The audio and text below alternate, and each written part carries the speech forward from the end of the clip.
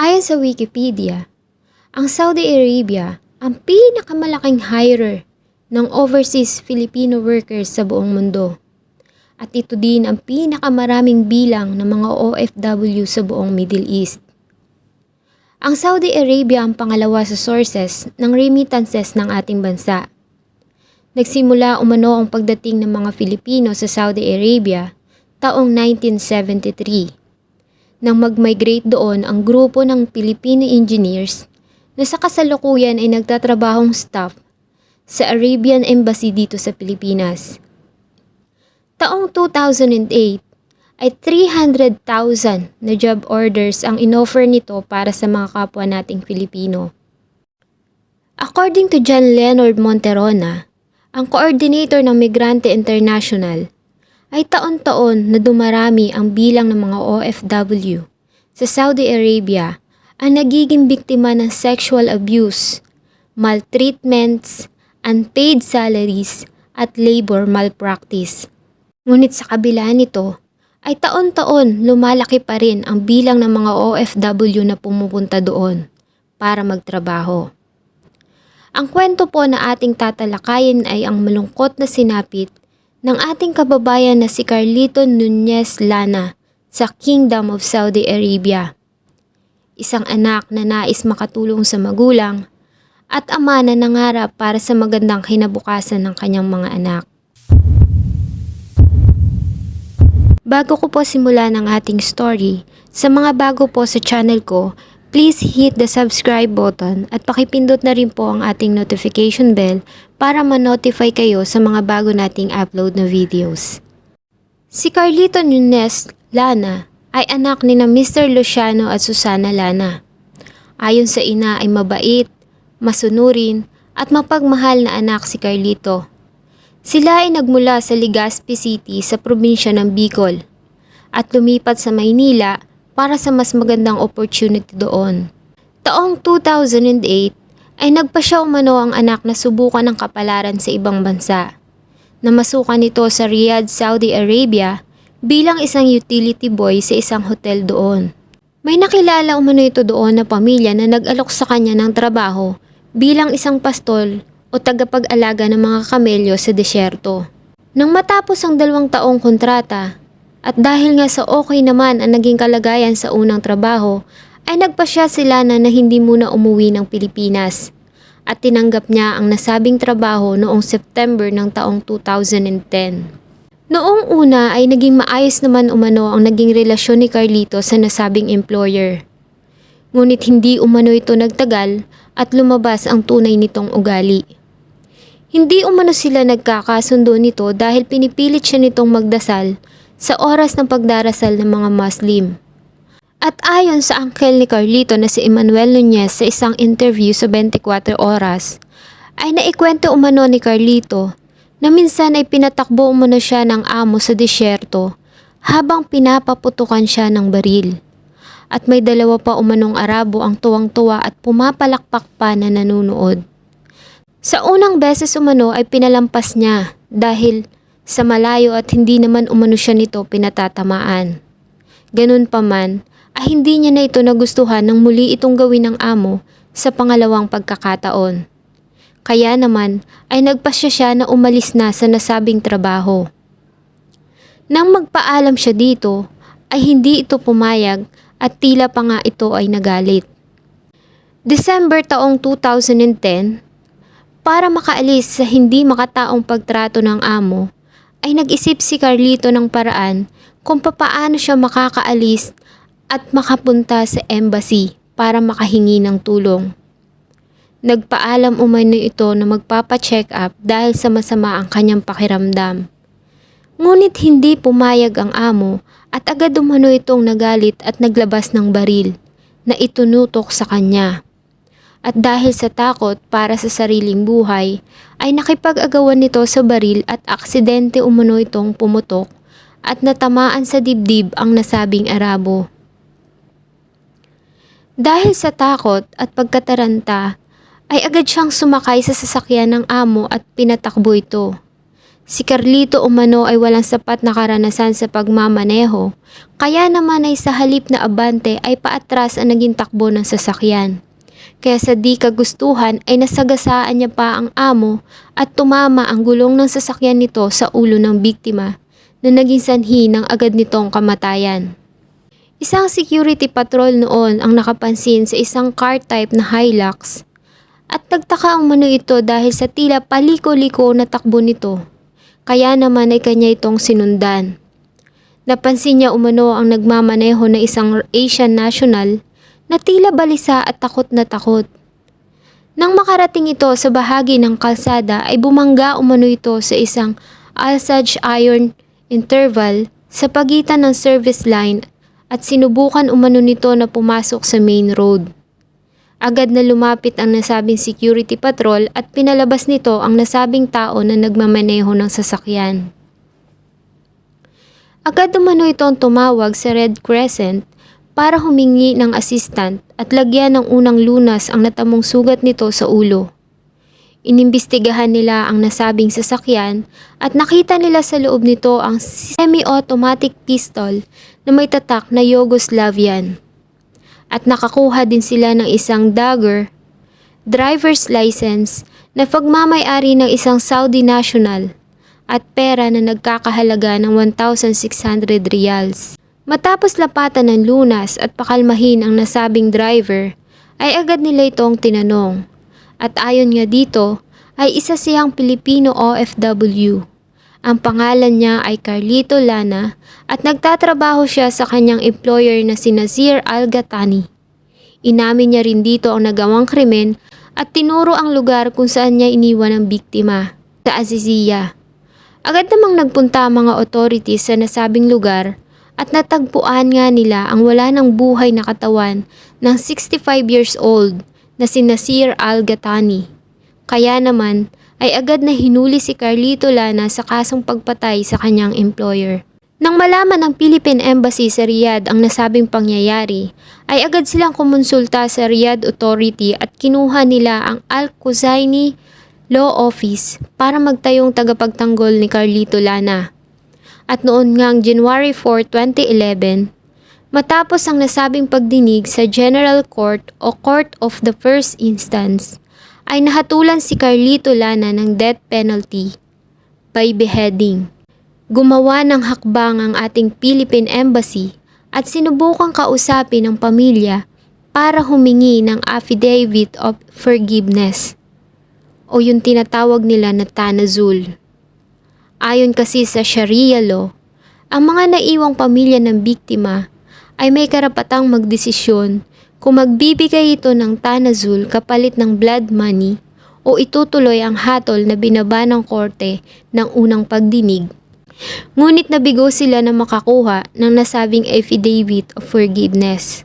Taong 2012 ay muling nagpasa ng appeal ang legal team sa Court of Appeal. Ngunit dahil nga sa pagtanggi na ginawa ng pamilya na magbigay ng tanazul, ay sinang-ayunan pa rin ito ang nasabing hatol na binigay ng Court of the First Instance. At ang nasabing apela ay na-deny.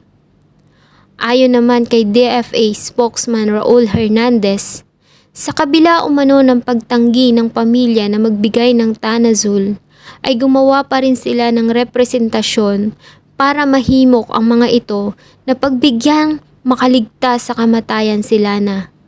Taong 2013, sa tulong pa rin ng ating gobyerno, ay nagtungo ang ina ni Carlito Lana sa Riyadh, Saudi Arabia upang personal na kausapin at humingi ng tawad sa pamilya ng biktima. Ngunit nabigo sila. Tumanggi ito na makipagkita at makipag-usap at nanindigan ng mga ito na tanging ang kamatayan lang ni Carlito Lana ang makakapagbigay sa kanila ng kaginhawaan. Ang presidente naman na si President Benigno Aquino III ay gumawa ng liham sa hari ng Saudi Arabia na si King Abdullah at humingi ng tulong dito upang mamagitan para kumbinsihin ang pamilya ng biktima na tanggapin ang nasabing amicable settlement.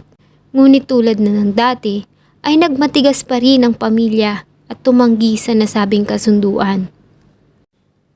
December 12, 2014, Nang ganap na 3:00 ng hapon, ay binitay si Carlito Lana. At sa araw din na yon, ay malungkot na binalita ng DFA ang ginawang pagbitay kay Carlito Lana na talaga namang kinagulat ng lahat maging ng pamilya nito sa Pilipinas. Ayon sa Assistant Secretary ng Department of Foreign Affairs na si Charles Jose, ay nabigla din umano sila sa nasabing balita. At ayon dito, ay sinabihan lang umano sila matapos na ang ginawang execution. Sinabi rin ni Vice President Jejomar Binay sa isang interview na maging siya na presidential advisor tungkol sa migrant workers ay hindi rin umano sinabihan sa ginawang execution. Ayon dito ay nasa batas umano ng Saudi Arabia na hindi ipaalam sa nasasakdal at maging sa embahada nito ang araw kung kailan ito bibitayin.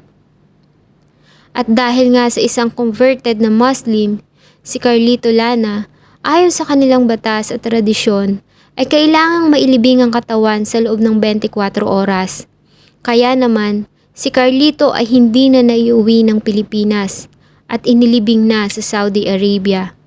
At ayon sa Vice Presidente, na kahit umano gustuhin ng pamilya na iparepatriate ang bangkay, ay mahihirapan umano sila dahil isa umano sa patakaran ng bansang Saudi Arabia ang hindi pagpayag ng mga ito na maibalik ang katawan ng isang taong hinatulan ng death penalty sa kanilang bansa. Naging mainit na usapin sa mga telebisyon at radyo ang kaso ni Carlito Lana. At muli, sa pangunguna ng Samahan ng Migrante International noong December 18, ay kinalampag nila ang ating gobyerno. Nagmarcha sa Mendiola ang napakaraming miyembro ng Migrante International na nagmula sa kanilang 16 na chapters. Ito ang samahan ng mga OFW na galing ng Hong Kong, Macau, Japan, South Korea, Taiwan, Saudi Arabia, United Arab Emirates, Qatar, Italy, Austria, United Kingdom, Netherlands, United States, Canada at Australia. Maging ang mga lokal na chapter ay nakaisa din sa nasabing rally. Mga delegates na galing pa ng Davao, General Santos, Sucsargen, Calabarzon, Tacloban, Nueva Ecija, Bataan, Pampanga, Pangasinan at National Capital Region sa pangunguna ni Mr. Gary Martinez na kanilang chairperson. Ayon sa kanila, ay tila hindi umano sapat ang hakbang na ginagawa ng gobyerno para iligtas ang isa na naman nating kababayan. Nakitang-kita naman umano na kaya nito napatay ang nasabing amo ay dahil sa pinagtanggulang umano nito ang kanyang sarili. Ang ina umano ni Carlito na si Susana ay lumapit sa kanila noong simula pa lang, kaya naman ay talagang nakasubaybay sila sa nasabing kaso at sa mga hakbang na ginagawa ng gobyerno para sa ating kababayan. At maging ang issue tungkol sa DAP o Disbursement Acceleration Program ay kanila ding tinalakay. Ayon sa kanila ay sa pamumuno umano ng Administrasyong Aquino ay dumami ang bilang ng mga OFW ang nahatulan ng kamatayan sa ibang bansa. At pang-anim na si Carlito Lana na na-execute sa ilalim ng kanilang pamamahala. Nanawagan sila na bumaba na nga ang Pangulo sa kanyang pwesto. Ayon sa kanila ay hindi na umano sila makakahintay ng taong 2016 and they want him out. Itinanggi naman ng Malacanang ang paratang ng kawalan ng aksyon. Sinabi nila na kumilos umano ang Embahada ng Pilipinas sa Riyadh at kumuha ng serbisyo ng isang Saudi law office. Si Pangulong Aquino mismo umano ang sumulat ng liham kay King Abdullah bin Abdul Aziz at humiling na tumulong na kumbinsihin ang pamilya na magbigay ng tanazul. Ngunit hindi umano ito umubra. Nagbigay din umano sila ng legal aid at iba pang serbisyo kay Lana at pondo umano yon na galing sa migrant workers account. Ngunit ayon sa Department of Foreign Affairs ay may limitasyon ng halaga ng tulong na pinapayagang ibigay sa isang OFW. Ayon din sa Department of Foreign Affairs ay na-provide umano ng Philippine government ang lahat ng mga dapat gawin para masigurado na maprotektahan ang karapatang pantao ni Carlito Lana sa buong judicial process. Ayon din sa kanila, si Carlito daw ay nabigyan ng patas na paglilitis at nag-provide din ang Philippine Embassy ng mga abogado na under ng Al-Qusayni Law Office para ipagtanggol siya sa korte. Nag-facilitate din ang ating government ng 2 beses na pagbisita ng ina ni Carlito sa Riyadh kung saan siya nakakulong. Maging ang noon ay Valenzuela City Congressman na si Win Gatchalian na member ng Nationalist People's Coalition o NPC ay naglabas din ng kanyang pahayag. Ayon sa kanya ay ginawa umano ng Philippine government at Philippine Embassy sa Saudi Arabia ang lahat para iligtas ang ating kababayan. Ngunit sadyang naging firm ang desisyon ng pamilya na hindi nagbigay ng affidavit of forgiveness. Kaya naman, walang nagawa ang gobyerno ng Saudi Arabia kundi ituloy ang nasabing hatol. Maging ang Communication Secretary noon na si Herminio Coloma Jr. ay nagsabi sa isang pahayag sa Radio DZRB na tinutukan daw umano ng gobyerno ang kaso ni Carlito Lana, ngunit sadya umanong naging firm at desisyon ng pamilya ng biktima. Nangako naman ang gobyerno na tutulungan ang pamilyang naiwan ni Carlito Lana. December 17, 2014 ay nagbigay ng financial assistance si Senator Cynthia Villar at maging ang samahan ng mga OFW sa pangunguna ni Susan Ople. Nagpahayag naman ng pasasalamat ang ina ni Carlito na si Nanay Susana sa ginawa umanong tulong ng gobyerno para sa kanyang anak. Ayon sa kanya ay sinisikap niya umanong magpakatatag at iyon din umano ang huling sinabi sa kanya ng anak na si Carlito nang huli niya itong makausap. Sabi niya nga po sa akin, nanay, tanggapin na natin. Iano nyo na lang ang sarili mo, tibayan mo ang loob mo. Kasi ikaw lang ang inspirasyon ko na kaya ako lumalakas na nabubuhay pa. Sabi ng anak ko. Kasi talagang nakita ko siya, nakaposas. Tapos payat siya. Siyempre, sa loob ng 4 na taon, ngayon nung kulang siya nakita.